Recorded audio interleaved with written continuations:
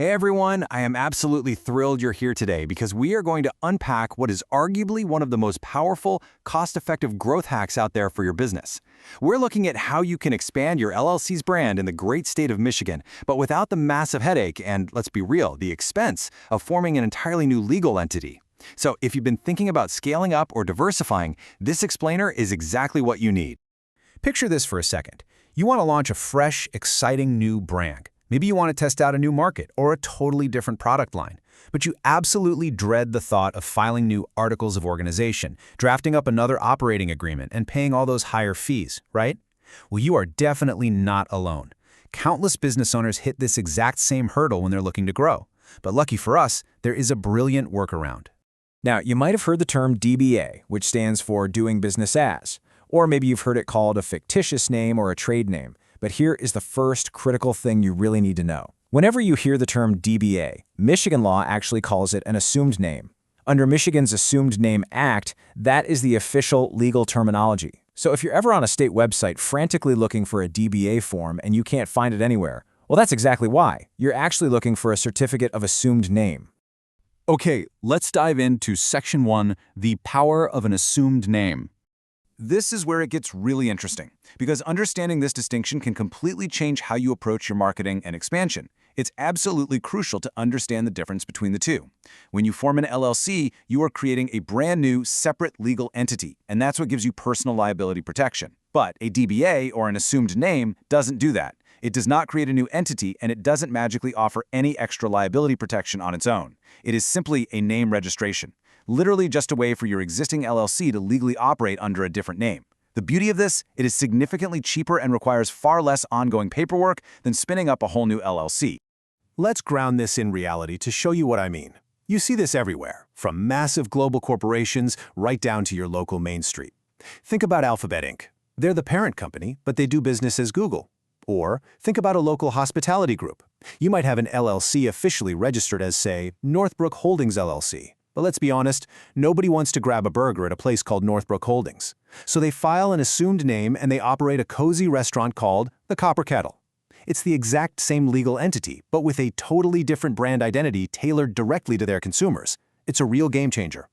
Moving right along, Section 2, Playing by Michigan's Naming Rules. Now, before you rush off to start filling out paperwork, you've got to know that you can't just pick a name out of a hat and expect it to be approved.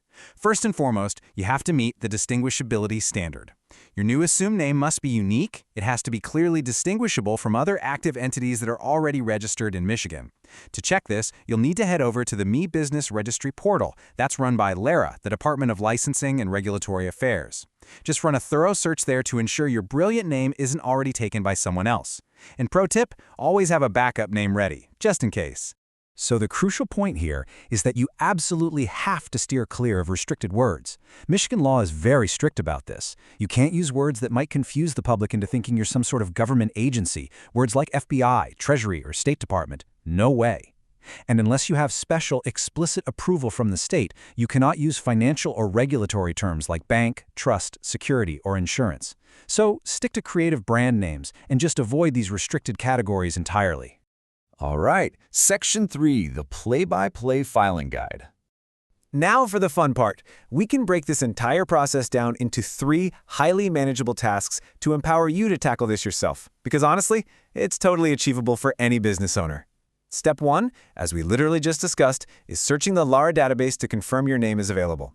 Step 2 is completing the specific state document, which is Form CSCL/CD 541. And Step 3, submit that form and pay the fee. That's the whole shebang. Let's take a closer look at Step 2. So Form CSCL/CD-541 is officially the Certificate of Assumed Name. It's a remarkably straightforward document, actually.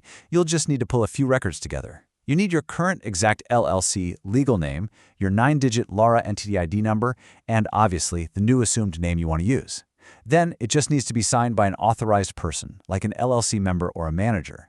And get this, if you file online, the system actually pre-populates a lot of your parent business details for you, which makes it super easy.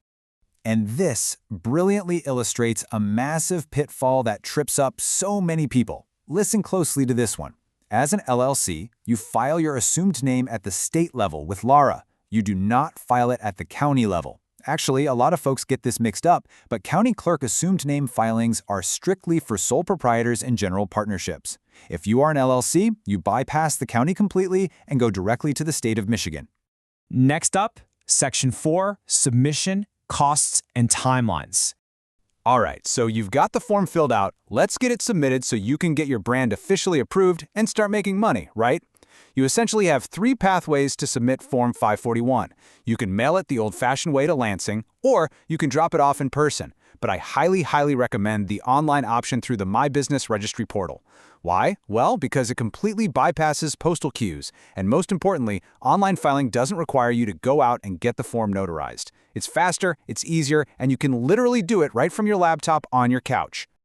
Now, what's really interesting here is just how incredibly affordable this process is. To put it in perspective, the exact state filing fee for a limited liability company to register an assumed name in Michigan is a flat $25. That's it, $25.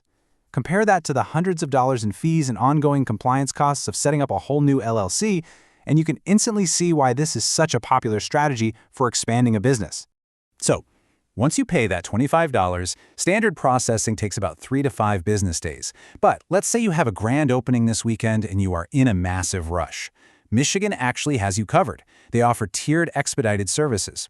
For an extra $50, you can get 24-hour processing. For $100, you can get same-day service. And if you have a real burning emergency, they even offer a 1-hour service. Though, fair warning, that one will set you back a massive $1,000 extra.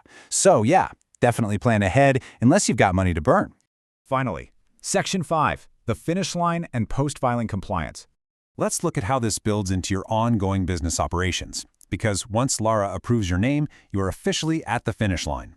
But compliance doesn't just stop there. A certificate of assumed name in Michigan is valid for exactly 5 years. So this is definitely not a set it and forget it situation. You really need to put a big reminder on your calendar because you must renew it by the end of that 5-year term. It's typically due by December 31st of the 5th year.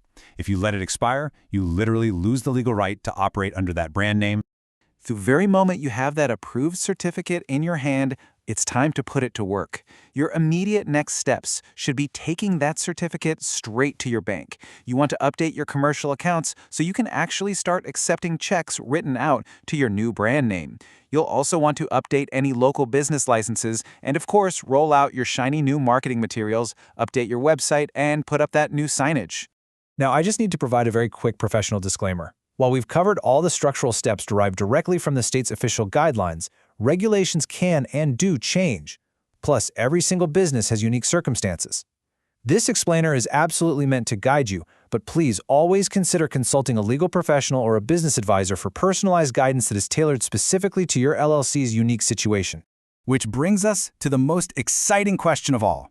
Now that you know exactly how to file for an assumed name in Michigan, and you see just how affordable and easy it really is, how are you going to use it? Are you launching a crazy new product line? Maybe rebranding to reach a totally new demographic? I really want to hear your strategies. Drop a comment below and let's get a conversation going about how you're expanding your empire. Thanks so much for joining me on this explainer, and happy building.